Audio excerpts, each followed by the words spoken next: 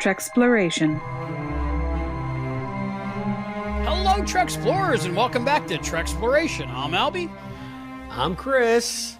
I'm John. Today, we have the most beautiful John in the world. John Irons, Captain Gameshow, joining us for this episode. How you doing, John? I'm doing great. Thank you. Thanks for inviting me. Yes, I'm so excited to have you. This has been a hope of mine for a long time, so I'm glad you're finally on. Yeah, I am definitely a fan of Star Trek and of TNG, but unlike many of my companions on the Infinite Potato Network, I have not watched the series in a long time. A lot of it since it's aired originally. So, it's good. So me watching an episode for you guys is basically like me watching it fresh. Oh, and you had to watch maybe not the best episode. Depends on how you feel about it. But thank you for doing it for us. How are you doing, Chris? It's been days since I saw you. We filmed that game show we did. Yeah, we did our game show.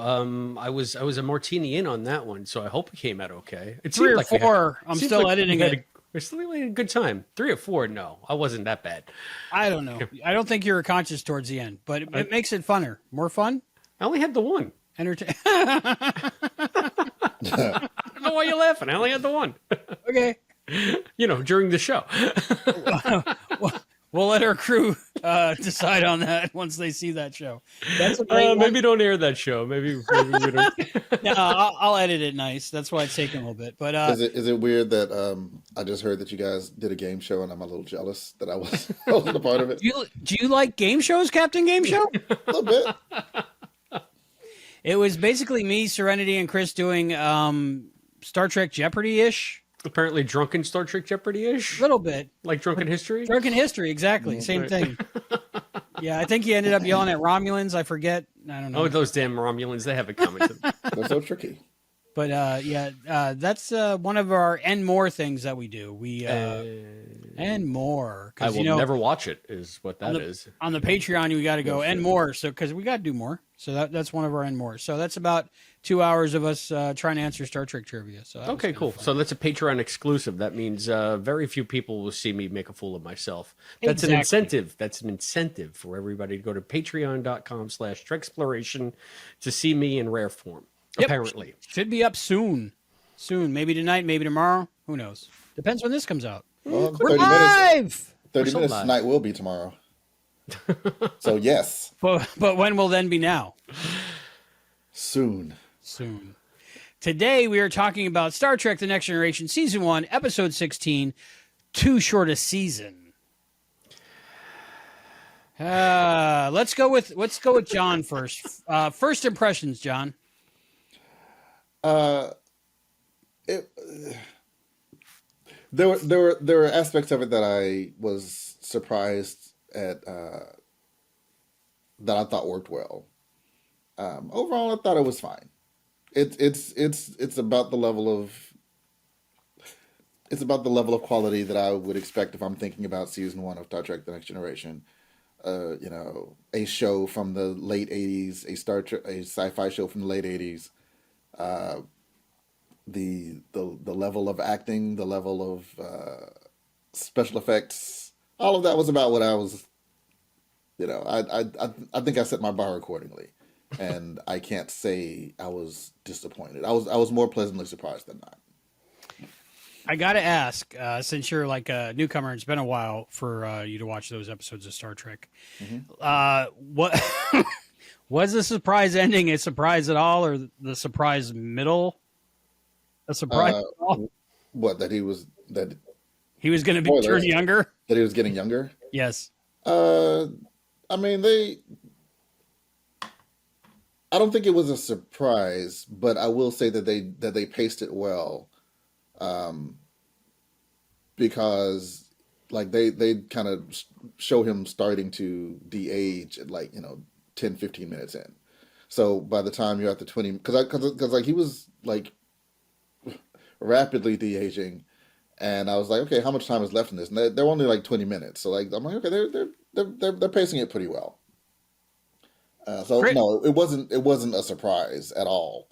But I think that they did, you know, I think they paced it out well. All right, Chris. First impressions of Too Short a Season. You know how NextGen has a reputation for being really bad in its first season?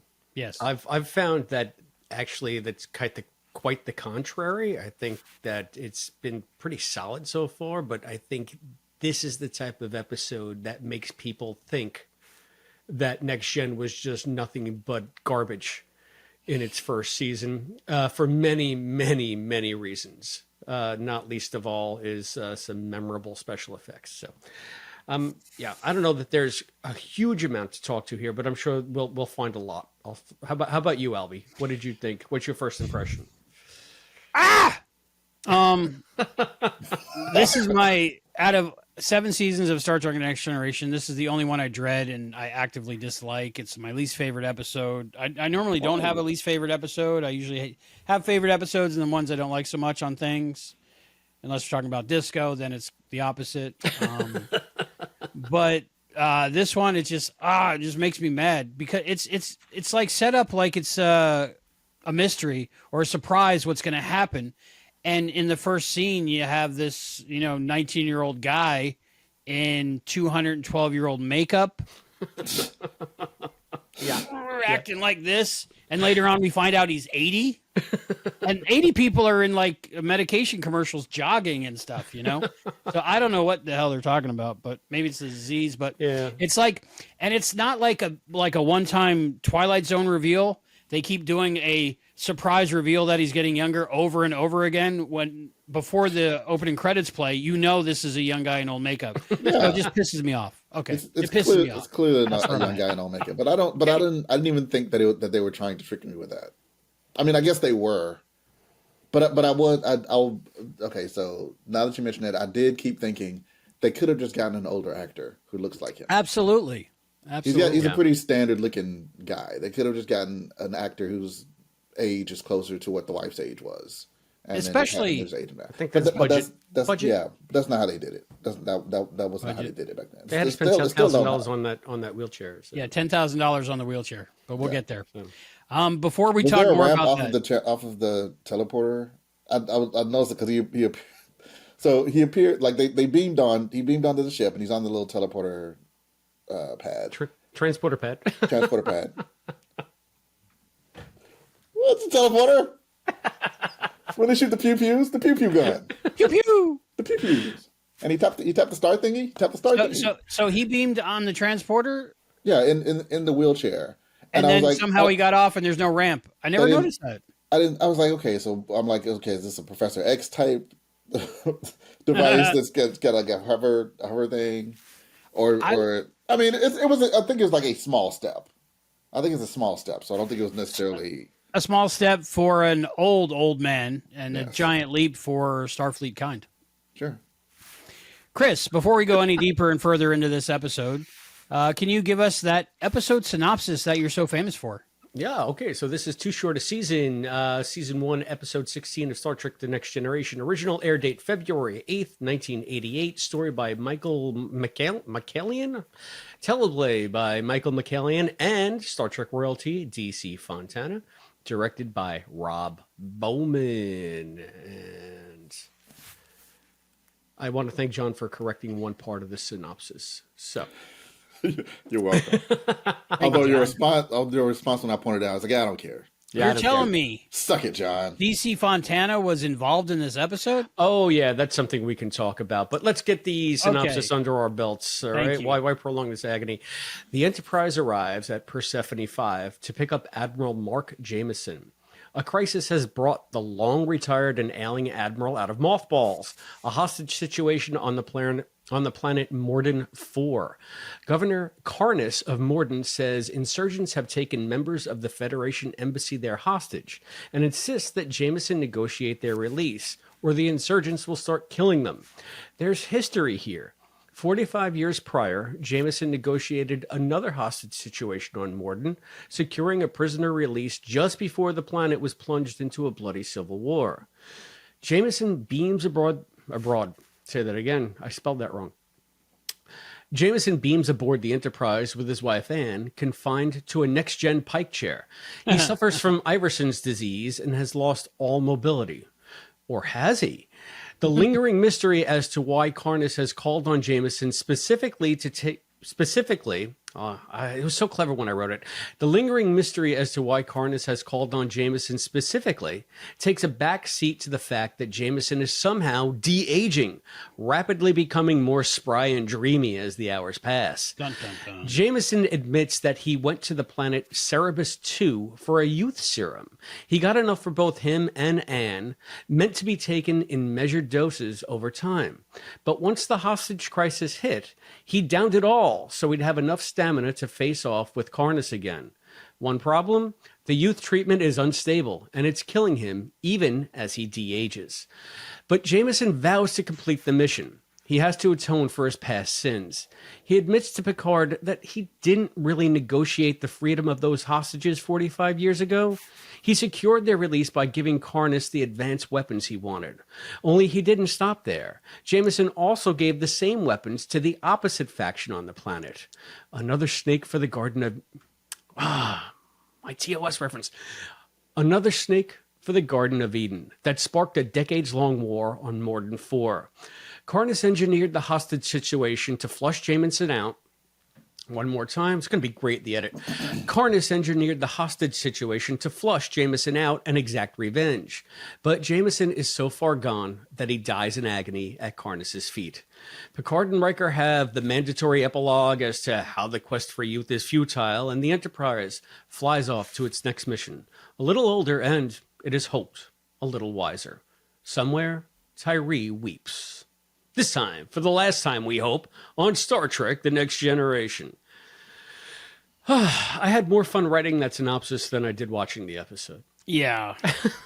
It sucks because I love Star Trek. I love Star Trek Next Generation, but all I can think of is I got a lot of problems with this episode. I got a lot of problems with you people. Yep. George is getting upset. Exactly. John, I have one important question for you. What is Twitch? We're on Twitch. What is Twitch? Yeah, you know, you're young. You know youth things, right? I'm not as young as you think I am. Well, you must have took some of that Too Short a Season stuff. I just had a birthday. And happy birthday! Thank you. Happy birthday. It was late October, and I'm not going to say exactly what my age is, but I will say that it is one more than it was last year. That is a reveal exclusive right here on Treksploration. Does it work like that for everybody? Or? I think you're special. It depends where you live. Time zones. I guess. Where do we begin? I didn't hate this as much as you guys seem to have. Again, maybe it's because I'm like, I don't know. There's lots of reasons. Like it could be that I'm not as discerning. It could be that because I don't consider myself as deep a Trek fan. I don't have the inherent baggage of like everybody hates this episode, so I know it's the one like it may be that because I haven't seen it in a while, I'm super graded on a curve. I didn't think of the. I was honestly surprised that the de-aging thing wasn't like the whole plot. Were you like it took a backseat to the de-aging story? I mean, I guess it kind of did, but I was expecting, a lot of episodes like that would be the whole story, and then the hostage thing would be kind of like this, almost a B plot. But I kind of saw it the other way. Like most of it was the hostage thing, and by the way, he's de-aging. It was almost like parallel stories until the end, or until it became relevant. That is interesting because I felt the opposite. I felt like this is one of the few episodes that didn't have a B story. Like it seemed like all one story to me, and I didn't like it. Usually, if there's an A and a B, and I like one of them at least. Chris? Well, before we get to the C, because I'm Chris, the C. You said A, you said B. Okay. C. Before we start radically de-aging, let's tell our members how they can reach out to us. Chris is keeping us on track. Yeah, we just got to let people know. I mean, you can if you're watching live now, you can comment on Twitch or I guess YouTube or Riverside. And YouTube and Riverside, and we get all of them. And you can also find us. Our main hub of discussion will always be at patreon.com/Treksploration. That's where we also have bonus videos like us playing Star Trek trivia games. And you can go there and join for free. You don't have to support us financially, although that would be nice. You can also find us on Instagram at instagram.com/TreksplorationPod. You can get us on Twitter or X at Treksploration. You can email us, treksplorationpod@gmail.com. You can get us on the phone at 707-847-6682. You can get us in our post office box. Put something in that box for me. P.O. Box 542, Bayport, New York, 11705. You can do a one-time donation if you're so inclined at buymeacoffee.com/Treksploration. And for some reason, Albie wrote down in 3D, select episodes. I guess we have select episodes on YouTube in 3D. Have you been like rendering like White Christmas and the Honeymooners into 3D? And posting them? I just started the Honeymooners, the Blu-ray. I got the Blu-ray and I ripped the Blu-ray, and now I'm doing them in 3D because me and Rennie love to watch the Honeymooners. And the first episode is TV or not TV. And I think one of the jokes is Ralph is waiting for 3D television. So I was like, that's great. Let's do that and watch it in 3D on the new screen, you know? Gotcha. Cool. All right. So that's something you can find on our YouTube channel, on Albie's YouTube channel. Where are you putting all that stuff? It's on Treksploration on YouTube, but they're listed under the 3D playlist. Gotcha. I think next one's going up is probably going to be the one with Allison we had on. Cool. Yeah, and it's just that makes us the world's best video Star Trek podcast in 3D because there's enough qualifiers there. Cool. I love it. Well, speaking of one-time donations. Oh, my goodness. We have a new patron who made a very generous donation. His name is Willard, and he's also saying he ordered something for the P.O. Box today. So, oh, wow. Willard, we really want to thank you for the generous vote of support here for Treksploration. Albie, tell him what he's won. You've won a lifetime membership to Treksploration. You are in the Q level. You are the omnipotent Willard, and you will be referred to as such in every upcoming episode. We really appreciate it. It's going to help us out. We're getting our server together. We should have our website any day now. It's looking spiffy. Just thank you so much. And if anybody's interested in becoming a Q level member, message us and we'll give you details. But thank you so much, Willard. Unexpected and very much appreciated. It's going to let us keep going for a while now. Yeah. So what you're saying is it'll let you continue them? Yeah, we'll continue them. Thank you. He's a Q continuum level. Thank you, John, for taking the pressure off. I can just sit back and coast.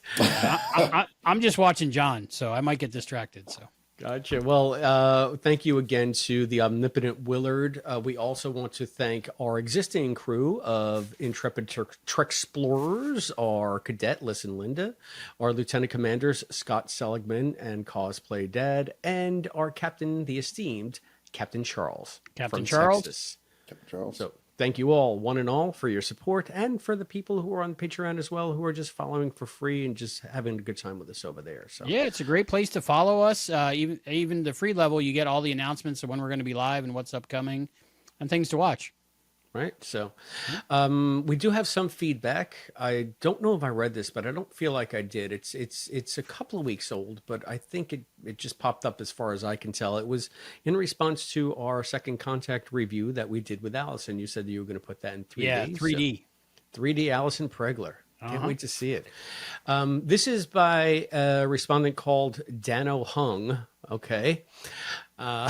Season 1, this is, and I guess it's referring to Lower Decks. Right. Season 1, they were clearly having a little trouble finding the characters. I did a rewatch and saw what they were going for a lot more clearly. In the course of the overall series character development, I think it actually works well, but you can't know that going in, of course. Once they get a better Mariner-Boimler dynamic, once they get a better Mariner-Boimler, I can say that, better Mariner-Boimler, no, I can't say. Once they get a better Mariner-Boimler dynamic, I think it all really gels. And yeah, I would have to, I guess, do a rewatch of Lower Decks from season 1 to see if I agree with that, because Dano, right now, I'm sort of still on the other side of the fence of you there. What do you guys think of that? Again, I haven't seen it in so long. I can't really speak to the. Lower Decks, John. I've found that to be the case. Like I did my brother hadn't seen any of them, and like I was visiting, I think this summer, and I was like, "Oh, you haven't?" It's a huge Star Trek fan. "Oh, you haven't seen Lower Decks?" Like, "Yeah, I just hadn't get around to it." "Okay, it's really good. Let's watch it." And rewatching, instead of like waiting week to week and season to season, watching them all back to back, it flows a lot better. Like it's like because it's a much clearer progression of the character development. At least that was my experience. It was much more enjoyable because I'm like, I remember her being way more annoying for way longer. I'm not naming any names. I'm just saying. Beckett Mariner? I felt like she was being way more annoying than Locke. Becky Freeman? But when you watch them all back to back, it's really not that bad. Or at least I didn't think so. Maybe that's why I have a better feeling about it, because I rewatched them I don't know how many times. It's just like binge seasons at a time. So maybe I'm looking back with rose-colored glasses. Mm-hmm. But I do remember the first time watching it being very like hype about it and impressed with it. But I did like it better going back. So yeah. Yeah. And we know that I'm in the minority when it comes to that opinion. So we converted another person to Lower Decks. Listen Linda, our patron Listen Linda. Yay! She writes, "Hey guys, I finally finished seasons 1 through 4. Wow. I'm ready to discuss LDS with you live. All I right. also watched the Strange New World crossover episode. I get it. She gets it now. She gets it now, right? That would have been a weird one to not like have seen Lower Decks and then watch that. Like, what's going on? Why is his hair almost purple? Oh, so she watched the. What is it that she gets? Strange New Worlds with the crossover, the Lower Decks. Right. So she watched Strange New Worlds, seeing the crossover, not having seen any Lower Decks. Lower Decks. Got apparently. So, but now I guess she gets. It's much more. Yeah. That's a. Yeah. IRL Tawny Newsom. She's pretty. Yeah. Funny, smart, all the good things. All the good things. So, yeah. That's awesome. Yeah. So she was our first video call-in, and then we got an audio call-in. So call-ins are open, guys, towards the end of this show. If you're feeling froggy, we'll be around. All right. So main discussion part. I'm going to let you guys go, and hopefully, like, you say something that inspires me to speak about something, because as far as I know, it's just don't look at his makeup, and then we're going to surprise you in a little bit. It's like one of those magic tricks you get from, like, a 4-year-old kid when they're like, close your eyes, and then you open your eyes, and they're like, ta-da! Okay. So what do you guys think of Too Short a Season? Close your eyes. Listen, Linda says, I loved Boimler running, right? She means live action Jack Quaid running like Boimler, I'm believing. Jack Quaid. Yeah. The boys.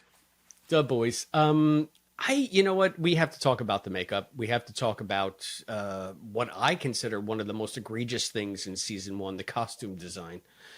Those Admiral uniforms, they make no sense to me. They just look like a hodgepodge of like weird triangles, and it gets even worse. You'd think that they would refine it as they go on, but it seems like, I don't know if it looks good on paper, and then they put it in real life and they just don't have money to redo it. But this is the first of many egregious upper ranking uniforms that I think we see, especially in seasons 1 and 2 of Next Gen, before they codified the look a little bit more. Did that take you guys? Because it takes me out of it every time I watch. It didn't. The Admiral uniforms didn't bother me so much as the troops in the tunnels that were like reflective blue. I'm like, what kind of camouflage is? Yeah, it's like blue uniforms with some black tie-dye in there. Yeah, I'm like, they would have done better to whatever. I mean, is that like the official uniform of your state? Reflective blue jumpsuits. It looked like it was some like discount camo or something. It was like extras off of a Devo video. Something. Maybe their deserts are blue. You don't know. That's what I'm saying. Yeah, they could have reflective blue sand deserts on that planet. It's like cobalt, right? So, yeah, it's possible. It's possible. Yeah. Or maybe they have a lot of skirmishes with Andorians and or Bolians, and they have to go incognito on their Blend planet. in. Made me think a little bit of Stargate SG-1 because they have some blue uniforms on there, and it's like, where are those camouflage? I don't know. Yeah, The well, BDUs. yeah, that's true. But the uniforms, that's one thing I think they did right, which is, like when they're trying to age someone up and make them look older and more feeble, they'll give them a shirt that's tailored but bigger, so they look more emaciated in it, or so it makes them look older. So they did that good. But where they cheaped out is I don't think they wanted to make a second Admiral's uniform for the actor who played Mark Jameson. I'm not sure his name. But it's on the rundown, way down below. Just scroll down. Okay. Dave. His name's Dave. Under Albie's notes. I got notes? Oh, yeah, it just says bleh. His name was Clayton Rayner. Thank you, Clayton Roner. So they didn't do that, but what they ended up doing was like putting padding underneath him to fill out the uniform as he got younger, which I thought was strange. You would think that would cost more than just making two shirts, one bigger, one smaller. I don't know. It didn't look like that to me. I guess maybe you watched it in a little bit more higher depth than I did. I don't know. A little bit. I definitely watched it on my phone. And I one of my hobbies is being a seamstress. So I think I think his physicality was not bad. Like he obviously the makeup was not hidden, but like when he played older, like the way he moved was older. Like he's got some training. I think I'm agreeing with Chris just by his sound effects he's making. What do you think, Chris? What distracts me so much is he's not. The voice playing, was not great, but I feel the like voice isn't great. The body was. But I was feel good. like he's not playing older. He's playing all of the stereotypical affects of older when it comes to theatricality. And I can't believe that sentence just came out of my face. But there it is. Seriously, what is it with when someone's playing older? It's like they have the imaginary lozenge. Yep. And they're always pursing their lips and like jutting out their chin in weird I can't even do it. But he's doing that a lot. Well, see, but you're already you're just not supposed to look from the neck up. We've already established that. I'm talking hands. I'm talking back. I think it was too big. I think he went too big. I think maybe he's theater trained, and maybe in the theater to play older, you have exaggerated motion. But this camera was right on him. I think it was too big. But I think that's Star Trek act, or at least now usually it's more subtle. But like theatrical, TOS acting, that's like how they do everything. Everything is very Shakespearean. So I was looking at it that way. And I'm looking through it through a modern huge screen versus a small little tube across the room. So maybe I'm judging it. Or a phone this big. Yeah. Yeah. I mean, yeah. We can make a lot of excuses for why they made those choices, especially if you think about the way it would have been viewed back then. Maybe it would not have been so glaringly obvious. It would have just come across a little more subtle. But I also think that does a disservice to people watching TV at the time. I like to think that had I seen that at the time, I would have freaking noticed. So regardless of a little bit less resolution, and I can't imagine that everybody noticed, because that's the thing about this episode that got most panned when it was first released. Even the director didn't like the makeup or the way that it eventually came out. Well, you can tell that because just the way they light him as he's aging. Dark half the time. Yeah, this is the darkest episode of Next Gen, I think, out of the series run, and he's just a silhouette. And the music builds up. Oh my goodness, he's younger. Again. Surprise! Okay, you know what? Now that you put it, I do see what you're talking about. That's fine. But but in my headcanon, the reason that he was in shadow most of the time was because he was having the video conference with the admiral, with the general, the governor. Yeah. So he had to be surprised at the end that he was younger. So he didn't see it. So he kept him. So when they were talking, he was in the dark so that he wouldn't see him getting younger. Michael Pataki. Michael Pataki, who also played a Klingon in The Trouble with Tribbles. Oh, wow. I thought he looked familiar. I thought that he did. Yeah, he's the one that called the Enterprise a garbage scow. I know both their faces, and you just connected them for me. That's crazy when it happens. Yeah, and so once I didn't know that the first time I saw this. I just found out today when I was just looking like random tidbits that we could talk about because there's not a lot in the episode, and DC actually came in and rewrote a lot of this, and she made it different as far as the terrorist thing and the what's it, the planet 4. I wrote the thing. I don't even remember. Talos. Talos 4. Yeah. The planet that they're on. The planet, like the terrorist planet. Anyway, it's the Civil War planet. Cerberus. No, Cerberus 2 is the youth planet. This is SETI Alpha 5. They flew to Persephone 5, and then they went to Karnak 4. Oh no, Soul 3. They originated in Soul 3. Right. Anyway, but Dorothy actually kind of rejiggered some of that to make it a little more front and center. I kept reading something. Sorry, that's funny. I did that on our live stream a couple days ago. But I was reading it and I read it wrong. Right. I was going to say it in past tense. I said it in anyway, present participle. That's so smart. The original concept for the script from the guy Michael whatever his name is, the writer, story by, was that this was going to be about male menopause or something like that. I don't understand how that tracks. Menopause, and then also at the end, the de-aging was going to progress so far that by the time he's, parlaying with Karnak, he's the Magnificent. He's like 14 years old. That's where I thought it was going. Right. And the thing was so he was going to be 14 years old and have no memory of his wife. How can he be 14 years old and still negotiating with a guy he knew 45 years ago, but not have any memory of the woman he's been with for the last 50? I don't know. I didn't think that he was going to. Well, yeah, I thought that he was going to keep de-aging. I thought that he was going to be like, Benjamin Button. Benjamin Button, or like what is it, Rascals? Where the kids. Rascals. I thought he'd be like young Picard looking. That's a great one. And trying to negotiate. I thought and that the wife was eventually going to like they would find a way to stop the aging process, but he'd be like a child, and that she'd have to raise him again. That was the story I wrote in my head. Gotcha. We have some comments. Of course, Lisa Linda said, "I love Boredom Running." We read that, and she said, "I guess they used all their makeup budget on Worf and Data." Okay. Willard says, the omnipotent Willard says, "Old makeup pre-2000s looked way older than real life. Look at how old Picard looked in All Great Things compared to how Patrick Stewart looks now." Yeah. Very true. And maybe that could be a reason why, they wanted to pop a bit more on the screen to say, look, get it? They're old. So I guess, there's something to be said about that. Old age makeup has always been pretty dicey.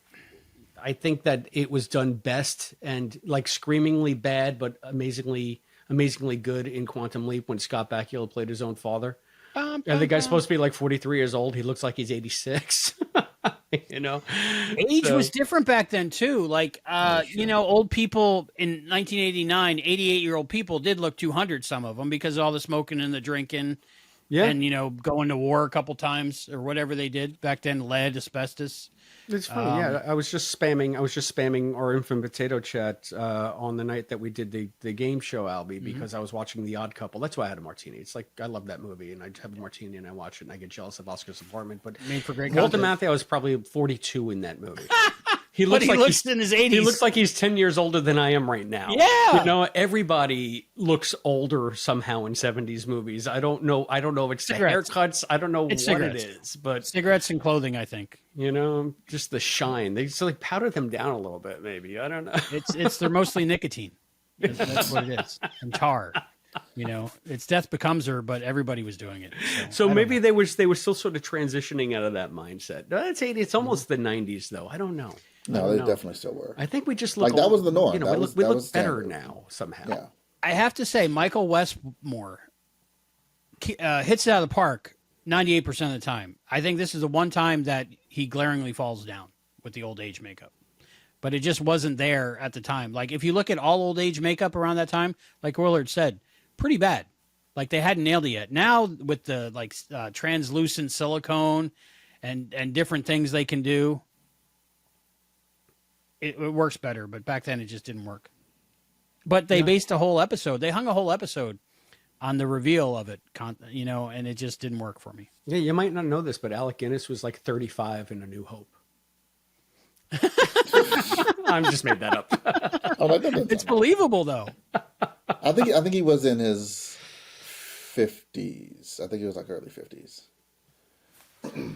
So anyway, yeah, I mean, I guess the makeup is what it is. Here's the thing though. Usually, especially like with TOS, like you can watch these things and see the awful special effects because they're so dated, especially before the remaster. And just like the cheap costumes and the cardboard sets with yarn and string as computer wires and stuff. But the stories always transcend that. So your suspension of disbelief is like way up here because you're just so engaged in the performances and the story and what they're trying to tell. Here you can't get past the makeup because there's nothing else to distract you from just how bad it is, because the stories that they're telling are not very compelling either. I mean, if I had to pick one part of this that I actually really enjoyed, it was Anne's reaction. I was going to say that. Yeah. So, I mean, I don't know if you want to talk about that, because that's when it started to get to me to be a little bit more Star Trek. And John, just like you, I thought at first that this whole thing was going to be about the hubris of the de-aging, which is a very sort of Star Trek message. Star Trek is all over the map when it comes to this stuff. But it struck me very much like a TOS parable. And I thought that's where we were going to go with this. And it didn't really even that wasn't hammered home that much here. It wasn't like a big moral dilemma. He just reveals it, and then you're like, "Whoa, you did that, huh?" I agree with you. I thought that that's where it was going. I thought that it would be more, like, kind of the "be careful what you wish for" thing. The like, life is a gift and you should enjoy the time. Blah blah blah blah. And they had a discussion about it, but that was pretty much the end of that discussion. Like after the scene in the quarters between the husband and wife, that was pretty much it.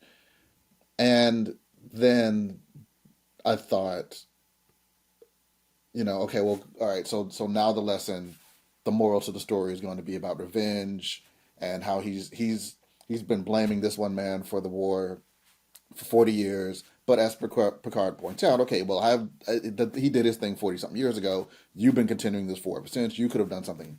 And it's about learning from your mistakes or forgiveness or any of that. And then no, not really. He's just like, oh, I'm just going to sit there and watch you die. Ha, ha, ha, ha.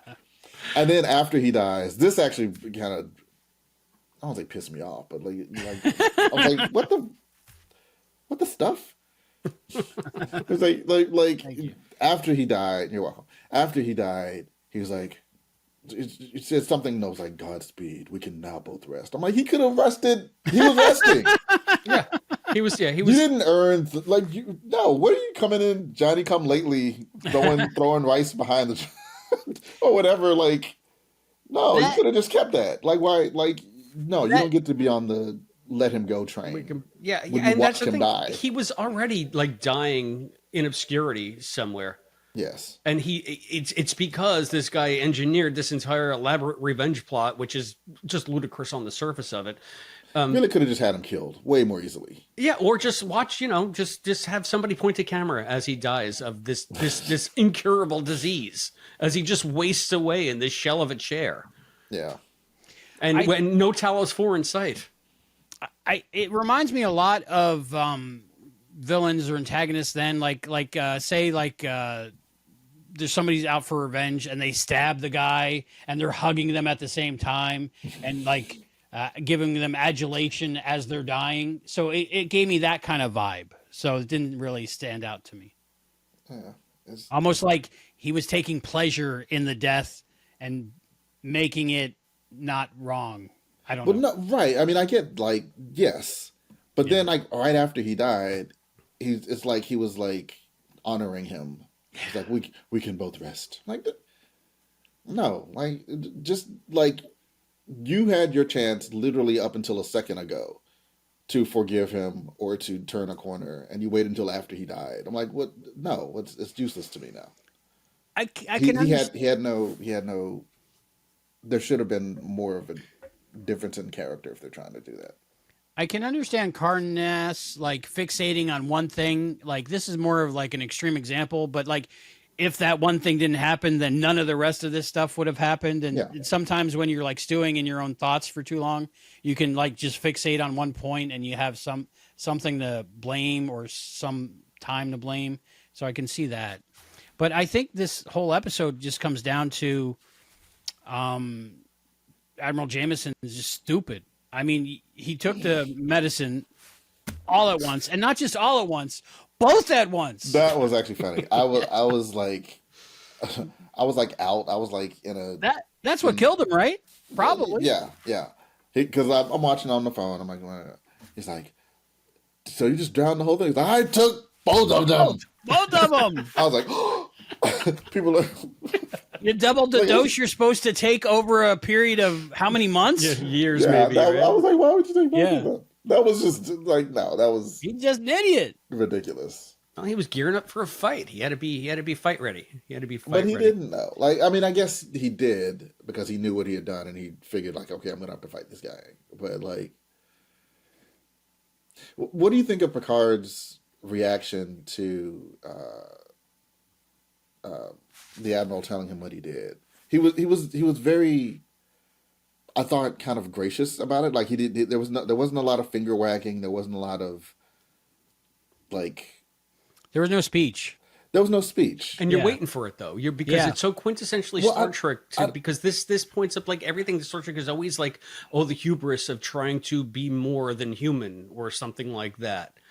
Meanwhile, Beverly can cure anything you have just by waving a magic light over you. So where's the line? Like, why is it okay to be healed in some ways but not heal aging? I've got mixed. Well, I don't mean like the de-aging thing. I mean the okay, yeah, I know I was supposed to negotiate peace, but I actually just armed everybody. Well, that's another one that very TOS, right? I think that Dorothy's voice shines through there, but in a much weaker way. I cannot remember the name of Tyrese Planet episode with the Mugato, but that's what I was referencing in the synopsis because it was the exact same thing. It was their episode that was supposed to be the allegory for the Vietnam War, and at the end, Kirk arms both sides because the Klingons have come in and already kind of screwed up the balance of power. So Kirk gives Tyrese people rifles and teaches them how to shoot so that at least they have a fighting chance. But there's no good solution here. And Kirk is despondent about it. And this is almost like if Dorothy could have had her way, she maybe wanted to revisit this planet 20 years, 30 years, 100 years later to see what the hell happened and who's being held accountable. I liked the reveal, like story-wise. I liked, okay, I know I said I negotiated, but here's what actually happened. I thought that was like that was a twist that got me. Which one? That he, instead of negotiating peace, he just armed both sides. Okay. As his interpretation of the Prime Directive. I liked that. Maybe that's what it was. There's the reveal of actually I'm the one who held the hostages, and there's the reveal of actually I didn't negotiate it. I kicked off the war. So maybe because like I wasn't focusing on the de-aging as like anything that was trying to surprise me, because I felt like they had other little they were dropping other little spoilers or other little surprises throughout. It seems like there was like the beginnings of an idea about all that stuff, but it just didn't materialize for me. Are you guys good with history? Like at that time, when did this come out? 88.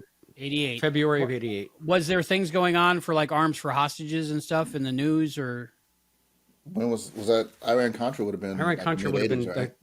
That would have been in the 80s earlier. Yeah. Okay, like so it was still probably in the air. maybe, but I don't know if that connects with anything. I mean, I guess it could have been somewhat of an influence. And, you know, when I'm sure everybody watching this after the fact knows, when I say Dorothy, I mean DC Fontana. DC Fontana, her name is Dorothy Fontana. She was one of the writers for the original series. She was Gene Roddenberry's go-to script editor, and she was very instrumental in shaping Star Trek and its messages and the longevity that it has now. So that's another reason why I was so surprised to see that DC's name is on this, and it just seems to be a bunch of half-baked, retread, TOS kind of ideal parable episodes, like Rick likes to call them, you know, allegory. Just the big idea and how we're dealing with it this week, and it's just like a Frankenstein's monster. Yeah, of like the best of Trek, but not done well at all. Oh, like half ideas, like 4 half ideas that didn't make a whole. Yeah. And that's another thing. And the fact is, DC probably came in and cleaned it up as much as he possibly could, but they got a deadline. They got to record. They got to get this thing into production. So I wonder if there's a version before her. Well, there was. Yeah, that's what it I wonder says if it's out there somewhere. Yeah, who knows if Mike's original script is anywhere besides in his head at this point. Probably somewhere on a word processor from 1988. Who knows? But we got some comments. Let me do these here. Oh, wow. We got something from Listen Linda, Cadet Listen Linda. Trying to get this right. Okay. I'm amazed on how they're doing the de-aging with digital imaging, making older actors look like they did in their 20s. Yeah, that's an actual thought I had while I was watching this. Maybe they can go back in and fix this episode with new technology. They would have to re-age him. They could. They'd have to start from the last act. Some kind of age AI, him up. Yeah, like de-age him and then re-age him, but they might do it better. Maybe. What was it? I think it was the end of Rogue One with Princess Leia CG. And they spent these millions of dollars to make a CG Leia, and then a guy at home on his home computer did it better a couple days after it came out. Yeah, that was Luke Skywalker when they had him on The Mandalorian. Oh, yeah, that too. Yeah. Did it better. I hadn't seen that. But you know where I'm reminded of? The most recent one I saw was Dial of Destiny when they had Indy. Oh, yeah, they did good on the 40s, and he looked fantastic until he opened his mouth and Harrison Ford's 75-year-old croak came out of his face. And it was all right. That kind of shattered the illusion. Willard says Alec Guinness was 63 and 77. No, Willard, I think you're wrong. He was 36, not 60. See, that's the joke. That's the joke. Listen, Linda says Tatooine's a rough town, man. Yeah, that's right. Yeah. Nothing but sun. It's gonna sandblast the youth right off your face. Tyree was from the planet Neural. He was the leader of the Hill People. It's going to drive me crazy now to know why am I forgetting the name of that damn episode? Anyway. The omnipotent Willard says Iran-Contra affair was 85 to 87. So there you go. They're coming right off of it. Yeah. So, yeah, I think they were trying to do something, but you know how Gene always had that thing, what is the episode about? And then Rick Berman carried it forward. Okay, that's a cool story, but what is the episode about? I didn't get what this episode was about. It looks like John seemed to get more out of it than I did. Well, no, I agree with you that it was, well, both of you, that it was kind of like the beginnings of 3 or 4 stories that were about something, and they kind of weaved them together, but like none of them really landed with and here's what we're trying to say about it. Mm-hmm. Do you have any memory, Chris, from Mission Log or something, if they had found a message, moral, or meaning in this? No, I try to actually blank out what I think the Mission Log guys might have said about it so that I have an actual original thought. And with this one, not thank you, Private Little War. Listen, Linda. Oh, that was driving me crazy. But with this one, crew coming in handy. I know I listened to their show after I watched this for the first time a few years ago, but for the life of me, I can't remember what they said about it, where they came down on it. Yeah. So, but I don't know that they're, if they have any messages, morals, or meanings here, they weren't very heavy-handed about it. They just alluded to the fact that, it's Star Trek is about this. Do we have to? We'll just. It's a shorthand at this point. So. I think if they had this as a B plot, or at least even an A plot, and there was an interesting B plot that I would have seen as two different plots, maybe some kind of character development in one of the bridge crew. Maybe Data goes through something, or somebody else, or Geordi. But there was just nothing there for me. So they should have renamed this one. They should have called it A Privater Little War. That's from henceforth. That's what this episode shall be called. A Privater Little War. Is too short a season like a line from a poem or something? It sounds something Shakespearean, doesn't it? Play, yeah. I don't know. Yeah. What was I didn't even bother looking that up. What was the original series episode where they got old? The Corbinite maneuver. No, that's not it. No. Spectre. No, that's not it. No. I'm trying to think. I've been trying to think. I can see the DVD cover. The Deadly Years? I think it's the Deadly Years. Yeah. They did better in the makeup with that, and I think it was just toilet paper and liquid raw latex, I remember reading. And they just put like liquid rubber on their face and put toilet paper on their face. And it looked even better. So I don't know. Hey, I can't wait to rewatch that in Ultra HD. Actually, I did, and I probably fell asleep. Oh my goodness. Anyway. I don't know what else to say about this episode. I guess the Anne actress, to me, she was a little bit, I don't know, too theatrical or too rehearsed seeming. There was a lot of kind of soap opera, that came into my mind too. I kind of I haven't watched it in a while, so like that. So and especially like the first two seasons, I'm watching it the way that I would watch like a TOS episode, and that's just kind of how it was. So I thought it was fine. Yeah, I felt like I like Picard. I was not surprisingly. The main cast acted like NextGen. The guest cast acted like TOS. That's a good observation, John. Yeah, I think that's they really did. And I guess maybe again, it doesn't hurt that you have the guy who played the Klingon. So again, that's Michael Pataki as Karnas, who previously portrayed the Klingon Korax in the original Star Trek series episode, The Trouble with Tribbles. Yeah, he's the same guy that goes, I meant to say the Enterprise should be hauled away as garbage. I can picture his face. Yeah. I never connected the two. That makes me like it a little bit more. And now when he's giving his big speech at the end, he's got his time to chew the scenery. You can't unhear it. Why not make it a Klingon story? You got the actor right there. Make it the same Klingon. But they're trying to avoid TOS, but that might have made it better. I think it was called Klingons in The Trouble with Tribbles. Klingoni. Half the quadrant would be speaking Klingoni. They only had the one makeup chair. They use it all on the Admiral.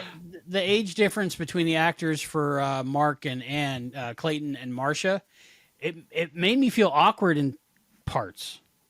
Like where he was like kissing an old lady and like grabbing her butt. Was actively trying to push him off of her. Yeah, it seemed like it made her uncomfortable too. Yeah, the youth, you haven't touched me in years. The youth makes you way horny. He couldn't touch her. He couldn't move. He was getting horny. He was getting horny. I feel like that was another aspect of the story that could have, because like she was like, she didn't say that she was repulsed or like it was like, but like clearly he was more like physically aggressive. And she was not feeling it.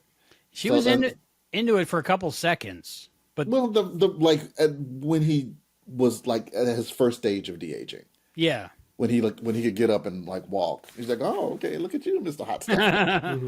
But after that, it's like no, it's like I believe the 40s term was he was like a masher. Listen, Linda says there was a part in the episode where Jameson was identified by a scar, but wouldn't the scar have healed when he de-aged? Absolutely. I thought that too. I was 100%. Like, of all the things you could have had you could have given him a tattoo. You could have made it a tattoo. A tattoo would heal over, but you would still see a tattoo. Yeah, a scar didn't make any sense at all. His whole body is repairing itself. Yeah. Why would a scar not repair itself? I agree with you. That was dumb.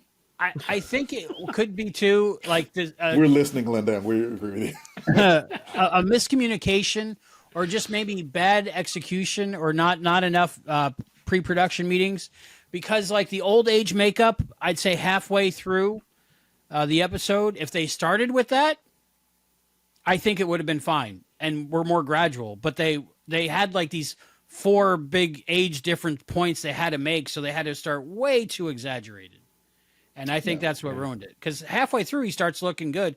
Like old makeup, but he looks like a real human being. He doesn't look like a melted pile of clay.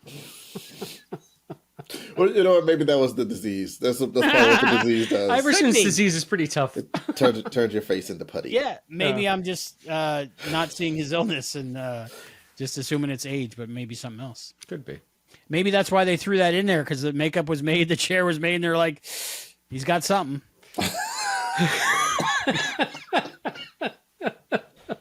Oh man, I don't know. Well, yeah, the scar thing was like, I was like, this episode is almost over. That's how you're going to resolve it, with the scar? With the scar. They literally could have done anything. He's like, and he looks like the guy he knew back then, right? He should. That's the other thing. Is like, this guy saw him 40 years ago. Right. You think he would recognize him immediately and say, how do you look this young still? Not who are you? It doesn't make sense. It makes no sense. It made sense if he was 14, so maybe they just didn't fix the whole thing. They didn't give it a read through after they made changes. I really thought he was going to be like a kid.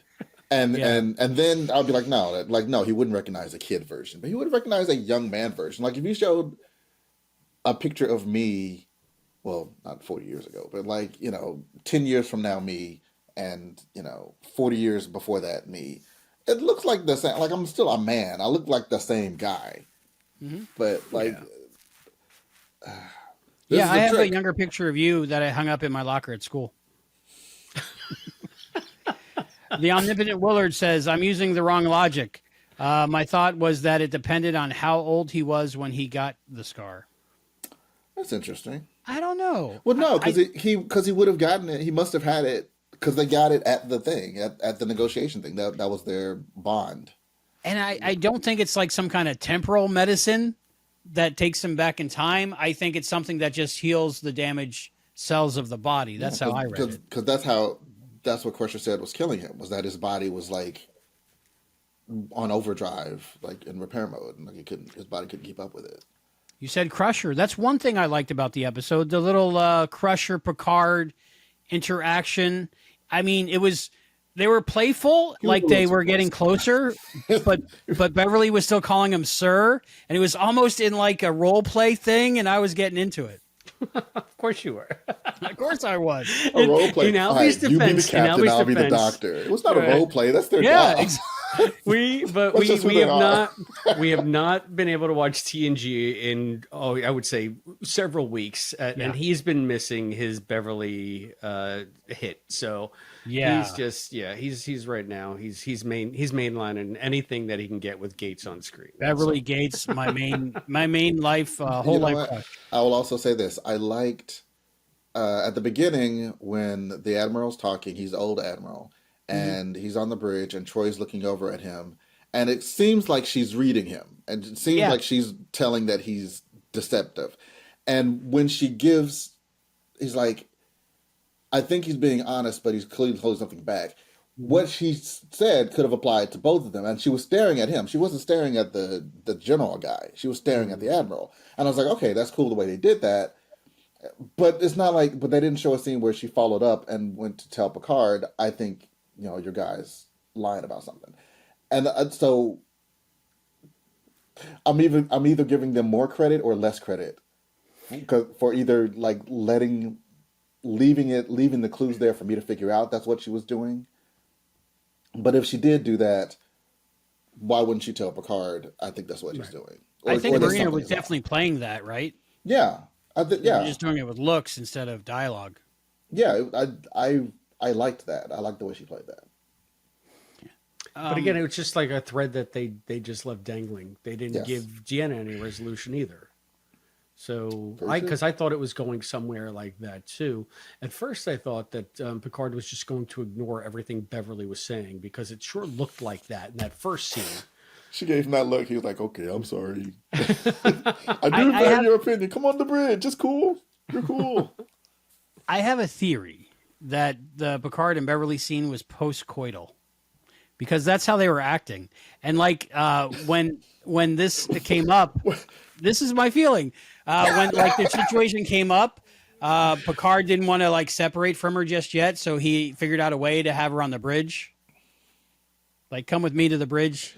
I don't know. See, I certainly wasn't reading anything post-coital, but I was thinking that maybe like he was attracted and he knew that that was not okay.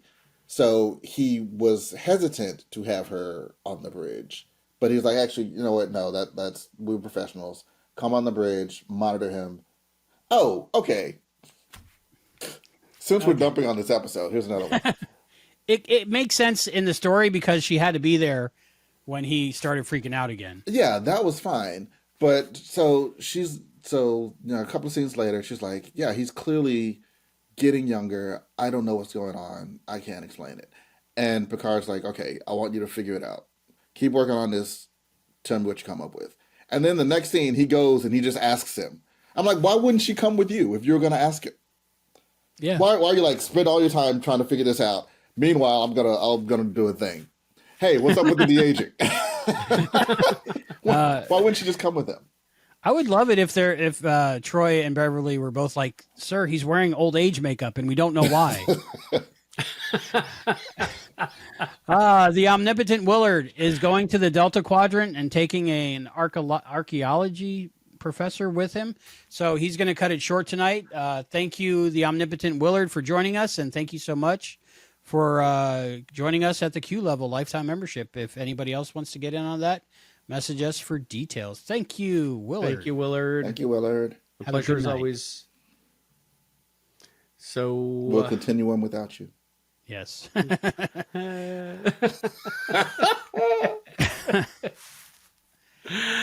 Anywho, yeah. What was there any? Did anybody see any bright spots? What was there things that you're like, oh yeah, I like that. This is good. I honestly, you guys just mentioned anytime any of the female cast except for Yar was on screen, it kind of popped, and then that one scene between Anne and Beverly and the other one, Deanna, you know, and the one that's not Anne or Beverly but not Yar. I liked. And I remember liking that scene too the first time I saw this episode. This was, again, one of the few in NextGen that I had never seen before. So I think I knew of it, but I'd never even seen a scene of it. So anytime that you had Beverly talking to Jean-Luc, I thought that those were bright spots because Gates is the only one that made this blankety script work in any kind of realistic way. And then the scenes between Picard and Beverly were good, but I also just liked the scenes, that central scene, which was just filler, you know, of you know, how could he do this? And when she says to him, you just thought it would be right for you, so therefore you assumed that it would be right for everybody.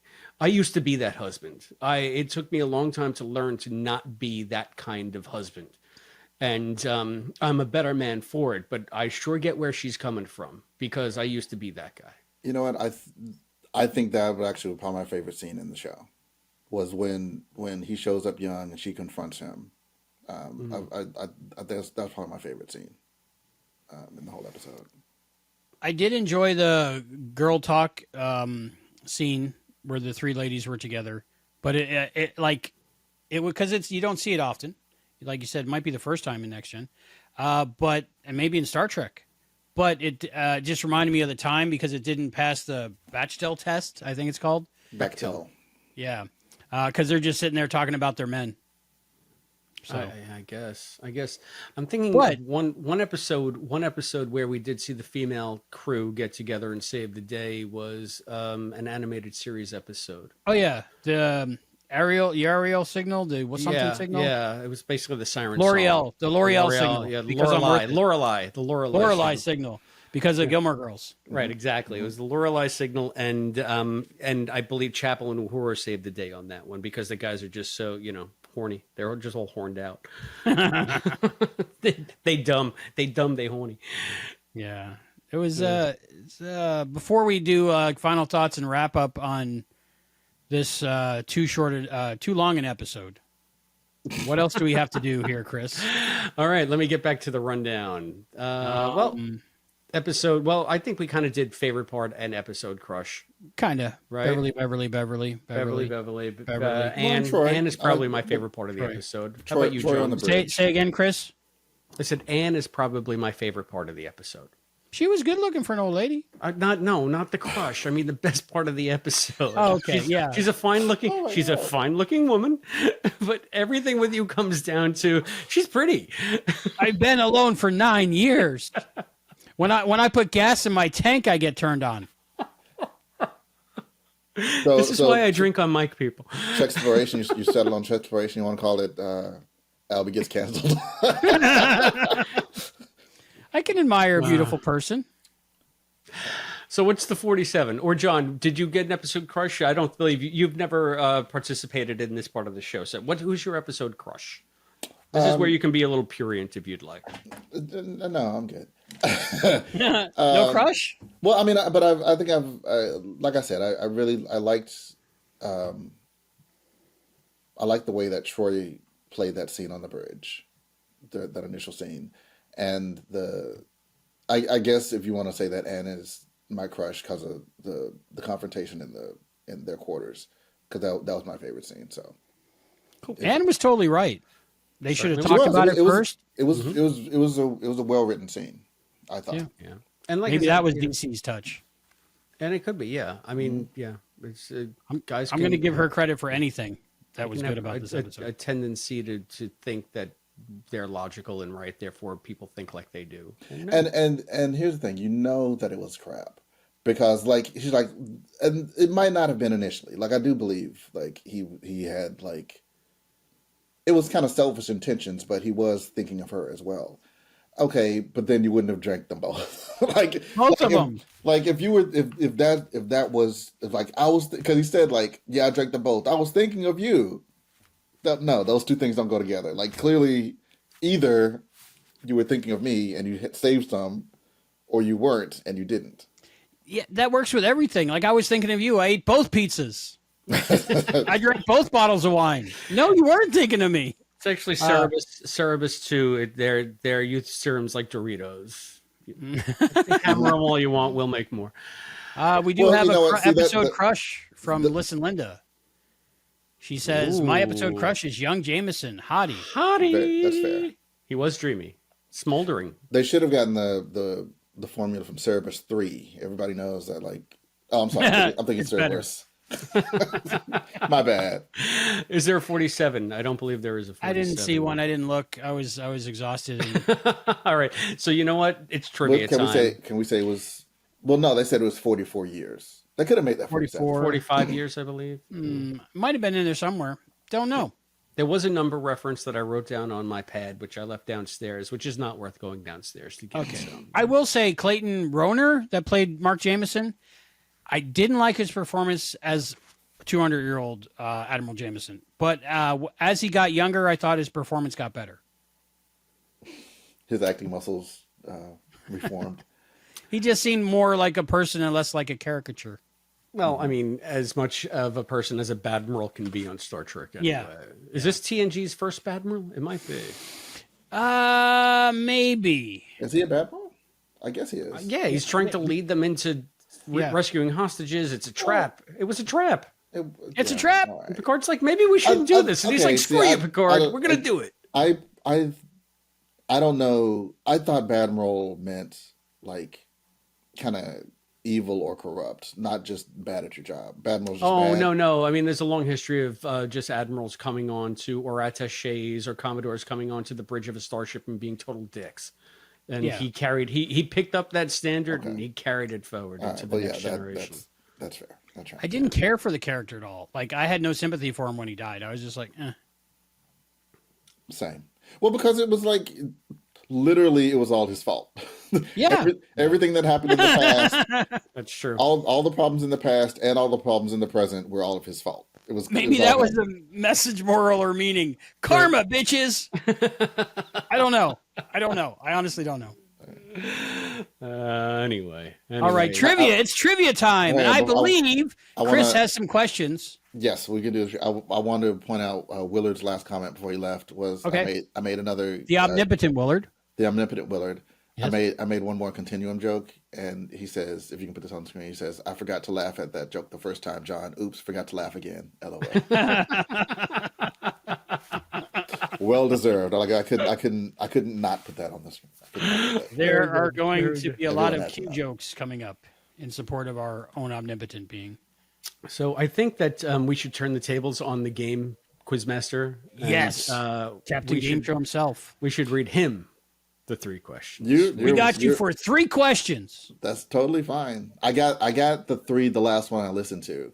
Woo! The ones I missed. Yeah, so which means I'm probably not going to get these. You're not going to get these. I don't think I'm going to get these. All right. Okay, first one. Klingon survivors of what massacre were taken to a Romulan prison camp in the Karaya sector? The Fall of Kittimer. I think so, yes. I agree. I say it's the Kittimer Massacre. So yeah, you got it. You got Kittimer. Hey! Can you name the episode for a bonus point? You kidding me? No. I think I can.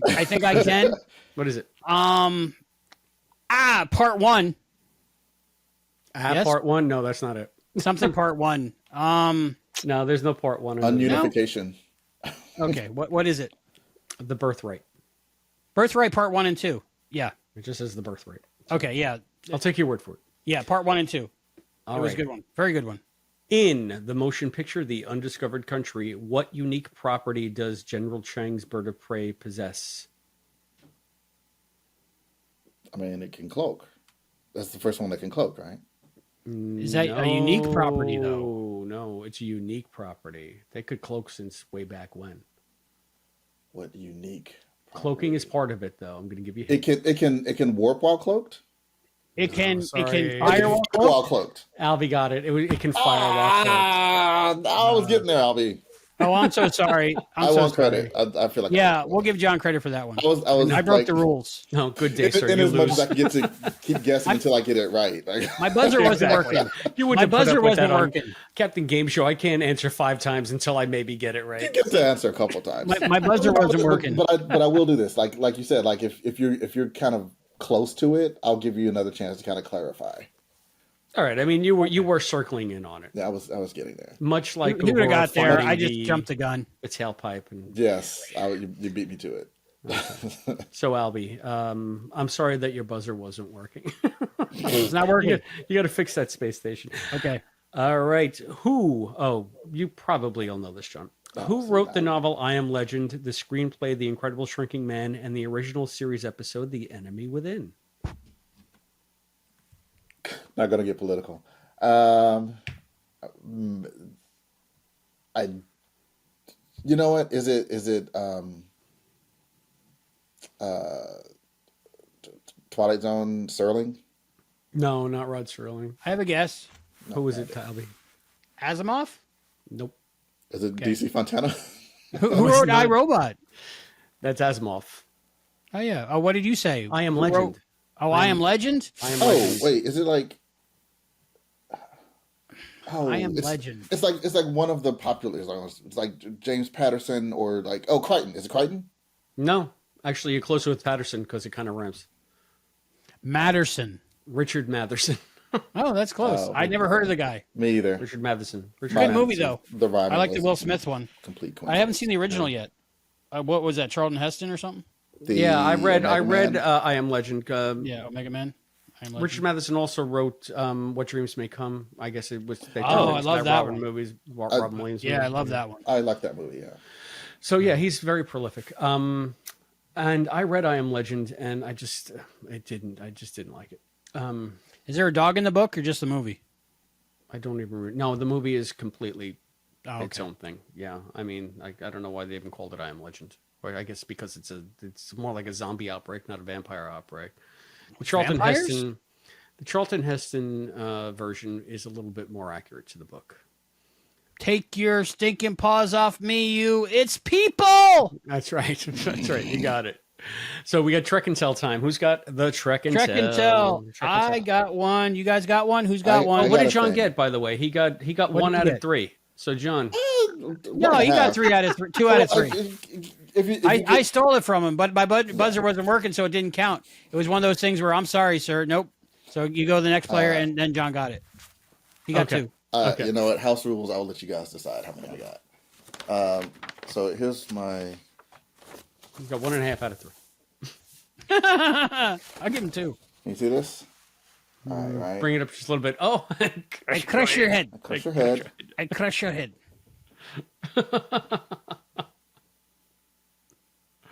As you wish, Flathead. Side by Will Wheaton, because it's Wesley so cool. Crusher. That is awesome. I don't have one of those. That's cool. I got a That's photo your with Trek and him. Tell? That's amazing. That's my Trek and Tell. That's a good one.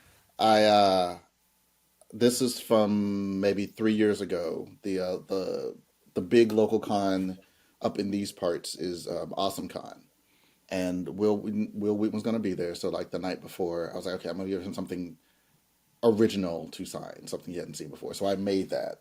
I'm a graphic artist, so I did the thing,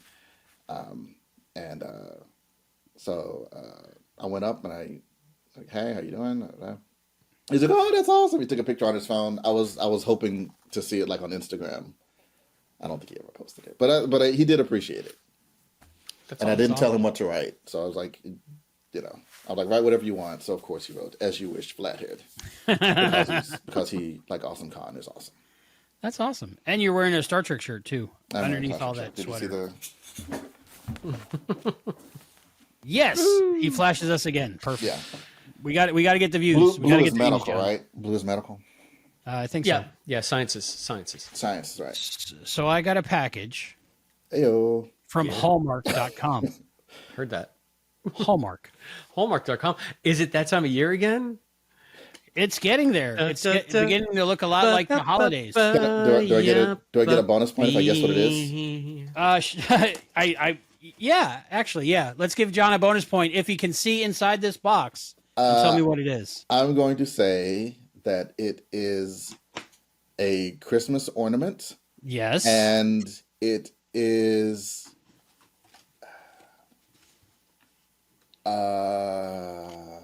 it's from 2024 because I got it from their website. I was like, is it a ship? Is it a person? Is it a ship? Is it a person? I'm going to say that it is the Cerritos. No. I'm going to Do you have any guess, Chris? I'm going to say that it's Boems. Oh, no. Is it somebody on a transporter pad and it lights up? I don't know what the person is on. I used to go to the store and look at these every year, and I haven't probably since the pandemic. So I don't know. I'll let you in on a little secret. Not that my tree is covered with Star Trek ornaments, because obviously, right? But I always buy my Star Trek ornaments like on eBay, January, February, March. When people are packing them away, getting rid of them, don't want them anymore, I get them like $5. Yeah, these $30 ones. This is the first Star Trek Hallmark ornament I've ever paid full price for ever in my life. Wow. So it's got to be Beverly Crusher. Definitely a woman. It's Beverly Crusher in Princess Leia's dress from A New Hope. Chris got a point. Is it Crusher? It's got to be. Nice. Does it come with a candle? Do not light the candle. Is she holding the candle? I don't know. So I had this. So if you guys want to... a money-making business venture opportunity, small investment. 224. I had this idea, like basically LED lights for your Christmas tree, and they've got like a program or whatever, and they go from top to bottom, and you push the button and it makes the transporter sound. And it does like transporter lights, and it comes into reality. So as like from the bottom up, it does and from the bottom up, like the Christmas tree lights actually come on. That is totally possible. It is. Up until now, my favorite ornament I have, it might be Archer, might be T'Pol, might be Janeway. I don't know. I always liked Kirk in his chair, and I always liked Cisco with his baseball. I got both of those. Yeah. Oh, wow. I have a 7 of 9, too. But like I said, I pay $5 for them normally. Is that like ceramic? Or is it plastic? It feels plasticky. Yeah. Oh, she got a tricorder. There we go. Medical like season 7. I like the action pose. She's walking towards you. She's stepping up. Yeah, probably walking towards Picard in that ornament where he's in the corridor. Stepping up. She's like, if there's not something wrong with me, maybe there's something wrong with this Christmas tree. So I saw it, and then Hallmark had a deal like you buy 2, you get 10% off or something like that. Mm-hmm. And I was going to do it, but I was looking through the other things, and I think there were just ships this year. So I was like, I'll go back later and look. But then Gates posted it on her Instagram or something, a little video of her holding it and saying it's available. And I was like, oh, I got to get it now so I don't forget again. That's so awesome. Then I just went to get it. So yay! That's my Trek and Tell. Wow. Nice. Now you're gonna. Yeah, I have a whole bin of them upstairs that I haven't even looked at in years. Full disclosure, we don't really put up a tree anymore because it's just too much. We both work too much. So what I do is I get like a teeny little tree from the nursery and we put it on the coffee table in the living room. So I haven't dragged down any of my Christmas stuff in years. But one day, you have Star Trek ones? Oh, I got tons of them. It used to look like Christmas threw up in my house. I love Christmas. Like it was crazy. Way. It got to the point where I had so many Star Trek ornaments, I had to pick and choose which ones I was going to put out because I just didn't have enough room anymore. I have an idea. You got shelves behind you. I say just add one an episode. These shelves weren't here when I got them. That's for sure. March. These are all new shelves. Yep. You got Trek and Tells till March if you pull those out. There we go. Anyway. Woo! So nice one, guys. You guys both had terrific ones. I, as usual, don't have a damn thing. So I will put us all on the path to Stovacor by asking you what you finally rate this episode. Final thoughts and ratings out of 5. So, John Irons. Start with John Irons. Final thoughts and ratings out of 5. Remember to come up with wacky objects that hopefully are from the Star Trek universe and more hopefully from this episode. Yeah. I come on. Have you met me? I wouldn't. There's no way I would not do that. All right. Actually, I guess technically you haven't met me. I'd started off higher and then we talked about it. And so I think I started off at like a 3 out of 5. I'm going to drop it a little bit more. I'll give it a 2.5 out of 5. Because there were things that I liked about it. And there were like things that started off like you could see like where it could have gone better. And I'm really just giving a pass on the makeup. No, it was terrible. Okay. So I'm going to give it 2.5 alien cocktails out of 5. We'll take it. Chris. Final thoughts. Had potential here, there, and everywhere. Failed to live up to any of it. It just seemed to be a slapdash filler episode that they needed to get out, and they brought Dorothy in to fix it, and she did what she could. I know that it was a disappointment for most of the people who were involved in it, especially the director who had some high hopes.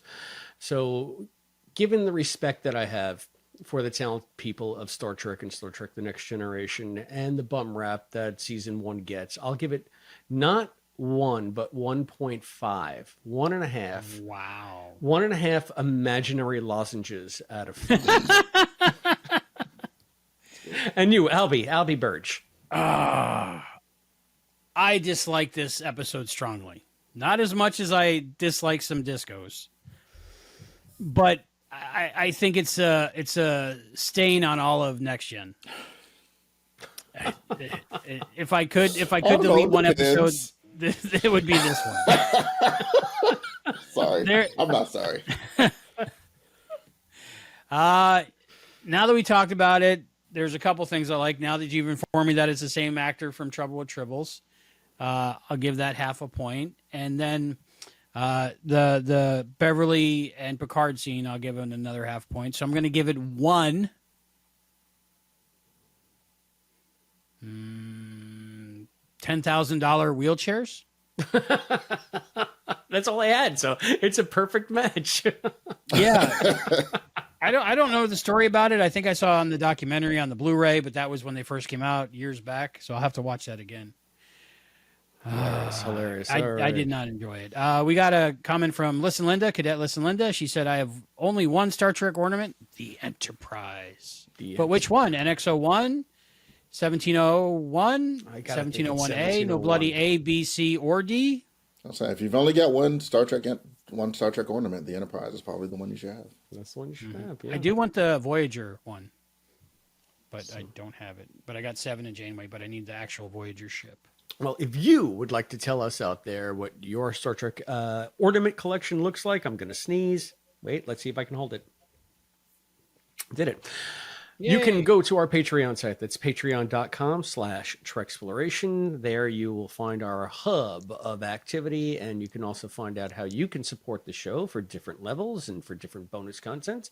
That's patreon.com/Treksploration. Get us on the Instas at TreksplorationPod. Get us on the X's at Treksploration. Email us, TreksplorationPod@gmail.com. You can get us on the blower, 707-847-6682. You can P.O. Box us at P.O. Box 542, Bayport, New York, 11705. You can buy us a coffee, buymeacoffee.com/Treksploration for any kind of one-time gift that you might want to give us. And you can watch us here on the YouTube, youtube.com/@Treksploration. You can always comment down below in the comments section here on YouTube. So below. I know that we didn't take any calls tonight, but I literally have to get up in 4 hours. So all right. So what's next? Next Gen. Next time we do Next Gen is When the Bow Breaks. When the Bow Breaks, season 1, episode 7. When the Bow Breaks. That's next for our TNG recaps. But before we do that, we will be recapping the next episode of Lower Decks, and that is Starbase 80. 80. Dun, dun, dun. Oh, that's cool. So, yeah. John, why don't you tell everybody out there who's watching or listening where they can find you and all your great stuff? You can find me on various shows on the Infinite Potato Podcast Network, but my show is Captain Gameshow. It is a trivia wordplay podcast. I have yet to have Albie on, but I promise I will. And Chris is on all the time, so yeah. I know. As a matter of fact, and Chris has never messaged me and said, wow. Yeah. The Hidden Game is a season-long game that I do. You see what John calls me there? You see what John calls me there? You brilliant bastard. That's me. And my name's right underneath it. So probably the smartest person I know in real life, Christopher D. Philippus. Speaking of Chris, I had this. Chris never texts me and says, I'm going on Captain Gameshow. You want to come on with me? It's not my prerogative. It's not my show. It wouldn't work anyway, even if he did. But I promise I will have you on soon. Just ask some dumb questions. I'll get them. Actually, I have just started a new podcast because I had an idea for it last week. Chris is on that also. Multiversality test. I had this idea where I would go online and find little online tests, which Golden Girl are you, which TNG character are you, which this are you, which that are you, which this are you, which that are you. I was trying to do that tonight, actually, be a nice little crossover. So I'll also have you on that one, Albie. Yay, you heard it. Yes, I'll whip up a nice 3 or 4 tests for you to take. I want you a multiversality test. I don't know where it's all available yet. I know it's on Spotify, but I don't know if it's distributed yet. I think I'm a combination of all the Golden Girls. I think that's the good thing about the show. There's different parts of personalities that become one organism. So whoever else is going to be on the show, who do you think that they would get? Who do you think that you would get? Then take the test, and we'll talk about who you got. Yeah, it was fun. It was fun. It was revealing. Let's put it that way. Yeah, the game that we played. Yeah, well, I understand, John, because I've never had you on any of my shows. We agree with you that Chris is very smart. That everyone said so when they were picking who they thought he would be. Well, he says words I got to look up later. Anyway, You guys are too kind. Yeah, I think that's it. And you can find all that stuff on the Infinite Potato Alliance as well. Go there, and I think it's infinitepotatoalliance.com. I'm not sure if it's still active, but anyway. Exactly. Special shout out again to the omnipotent Willard. Thank you so much, Willard. Thank you, Willard. Keeping us going.